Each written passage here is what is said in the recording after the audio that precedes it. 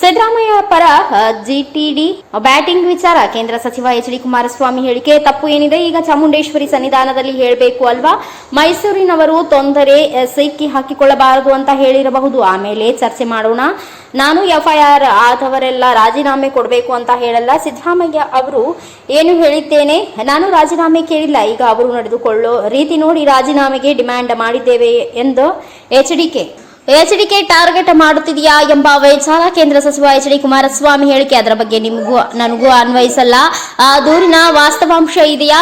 ನಿನ್ನೆ ಸಿಎಂ ಮಹಾತ್ಮ ಗಾಂಧಿ ಜಯಂತಿ ಕಾರ್ಯಕ್ರಮದಲ್ಲಿ ಮಾಧ್ಯಮದವರಿಗೆ ಪ್ರಶಸ್ತಿ ಪ್ರದಾನ ಮಾಡಿದ್ದಾರೆ. ಆಗ ಸಿಎಂ ಸಿದ್ದರಾಮಯ್ಯ ಭಾಷಣ ಏನು, ಇತ್ತೀಚೆಗೆ ದಿನಗಳಲ್ಲಿ ಸುಳ್ಳು ವರದಿಗಳು ಬಹಳ ಬರ್ತಾ ಇದ್ದಾವೆ, ಅದಕ್ಕೆ ಬಹಳ ಮಹತ್ವ ಕೊಡಬಾರದು ಅಂತ ಹೇಳಿದ್ದಾರೆ. ಪದೇ ಪದೇ ನಾನು ಕೇಳ್ತೀನಿ, ಏನಾದರೂ ಟಫ್ ಆಗಿರೋದನ್ನ ಹುಡುಕ್ರಪ್ಪ ಅಂತ.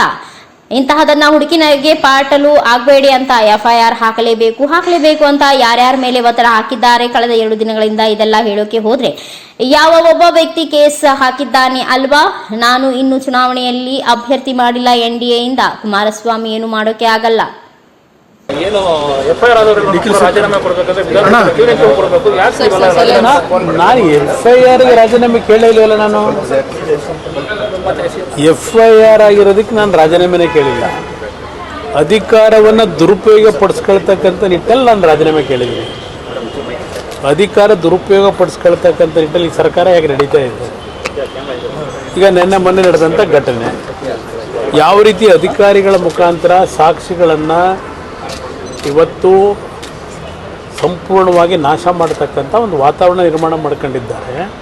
ಅದರ ಹಿನ್ನೆಲೆಯಲ್ಲಿ ಹೇಳಿದ್ದೇನೆ ಎಫ್ಐಆರ್. ಈಗ ನನ್ನ ಮೇಲೆ ಎಫ್ಐಆರ್ ಇದೆಯಪ್ಪ, ನಾನು ಎಷ್ಟು ಸಲ ಹೇಳಲಿ?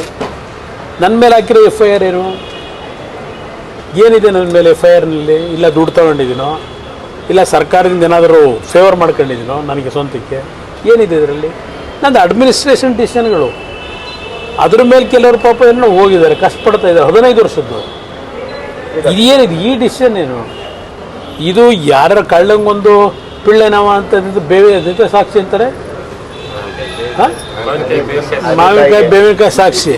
ಇದನ್ನ ಇಟ್ಕೊಂಡು ರಕ್ಷಣೆ ಪಡ್ಕೊಳ್ಳೋದು ಮುಖ್ಯಮಂತ್ರಿಗಳ ಸ್ಥಾನಕ್ಕೆ ಗೌರವ ತರಲ್ಲ. ಕುಮಾರಸ್ವಾಮಿ ಟಾರ್ಗೆಟ್ ಮಾಡಲಾಗ್ತಿದೆ, ಯಾಕಂದ್ರೆ ಇನ್ನೊಂದು ಎಫ್ಐಆರ್ ಮಾಡಬೇಕು ಅಂತ ಹೊರಟಿದ್ದಾರೆ. ಈಗ ಅದರ ಬಗ್ಗೆ ನಿಮಗೆ ನಗುವಂತಲ್ವಾ?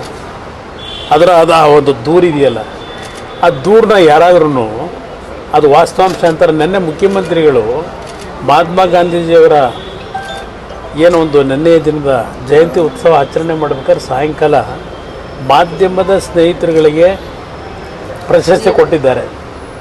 ಆ ಸಂದರ್ಭದಲ್ಲಿ ಮುಖ್ಯಮಂತ್ರಿಗಳ ಭಾಷಣ ಏನು? ಇತ್ತೀಚೆಗೆ ಸುಳ್ಳು ವರದಿಗಳು ಭಾಳ ಬರ್ತಾ ಇದೆ, ಅದಕ್ಕೆ ಹೆಚ್ಚಿನ ಮಹತ್ವ ಕೊಡಬಾರ್ದು ಅಂತ ಹೇಳಿದ್ದಾರೆ ಮುಖ್ಯಮಂತ್ರಿಗಳೇ.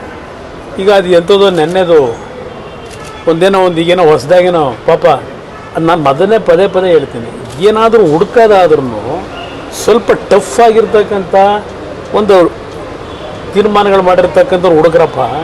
ಇಂಥವೆಲ್ಲ ಇಟ್ಕೊಂಡು ನಗುಪಾಟ್ಲಾಗಬೇಡಿ ಅಂತೀನಿ. ಇಂಥವನ್ನೆಲ್ಲ ಇಟ್ಕೊಂಬಿಟ್ಟು ಎಫ್ಐಆರ್ ಹಾಕಲೇಬೇಕು ಅಂತೇಳಿ ಯಾರ್ಯಾರ ಮೇಲೆ ಒತ್ತಡ ಹಾಕಿದ್ದೀನಿ ಕಳೆದ 2 ದಿವಸದಿಂದ. ಯಾಕೆ ಬಂತದು? ಈಗ ನಾನು ಅದೆಲ್ಲ ಹೇಳಲಿಕ್ಕೆ ಹೋದರೆ ಈಗ ಯಾರೋ ಒಬ್ಬ ವ್ಯಕ್ತಿ ಕೇಸ್ ಹಾಕಿದ್ದಾನಲ್ಲ, ಮೊದಲನೇ ಆರೋಪಿ ಯಾರು, ಎರಡನೇ ಆರೋಪಿ ಯಾರು? ಒಂದು ಕೇಸ್ನಲ್ಲಿ ಮೊದಲನೇ ಆರೋಪಿ ಅದು ಯಾರೋ ನನ್ನ ಮೇಲೇನೋ 50 ಕೋಟಿ. ನಾನು ಇನ್ನು ಚುನಾವಣೆಯಲ್ಲಿ ಅಭ್ಯರ್ಥಿ ಯಾರು ಅಂತಲೇ ತೀರ್ಮಾನ ಮಾಡಿಲ್ಲ ನಮ್ಮ ಪಕ್ಷದಿಂದ, ಇಲ್ಲ ಎನ್ಡಿಎಯಿಂದ. ಕುಮಾರಸ್ವಾಮಿ ಅವರನ್ನ ಮುಗಿಸ್ಬೇಕು ಅನ್ನೋ ಟಾರ್ಗೆಟ್ ಯಾವುದು ಆಗಲ್ಲ. ಈ ಷಡ್ಯಂತ್ರಗಳು ಕುಮಾರಸ್ವಾಮಿನ ಏನು ಮಾಡಕ್ಕಾಗಲ್ಲ. ಕೊಡ್ಬೇಕಾದ ಕೊಡ್ತೀನಿ, ಬನ್ನಿ. ತಪ್ಪೇನಿದೆ? ತೊಂದರೆ ಇಲ್ಲ, ಕೊಡ್ಲಿ ಬನ್ನಿ. ಎಫ್ಐಆರ್ ಆದರೆಲ್ಲ ರಾಜೀನಾಮೆ ಕೊಡಬೇಕು ಅಂತ ಕೇಳಲ್ಲ ನಾನು. ನಾನು ಸಿದ್ದರಾಮಯ್ಯನಿಗೆ ಏನು ಹೇಳಿದ್ದೀನಿ? ನಾನು ರಾಜೀನಾಮೆ ಕೊಡಿ ಅಂತ ನಾನು ಸಿದ್ದರಾಮಯ್ಯ ಕೇಳಲ್ಲ ಅಂತಲೇ ಹೇಳಿದ್ದೆ. ಸರಿ ಎಷ್ಟು ಸಲ ಈಗ ಅವ್ರು ನಡ್ಕೋತಾರೆ ಈ ರೀತಿಗೆ ನಾವು ಡಿಮ್ಯಾಂಡ್ ಮಾಡಿದ್ದೀವಿ.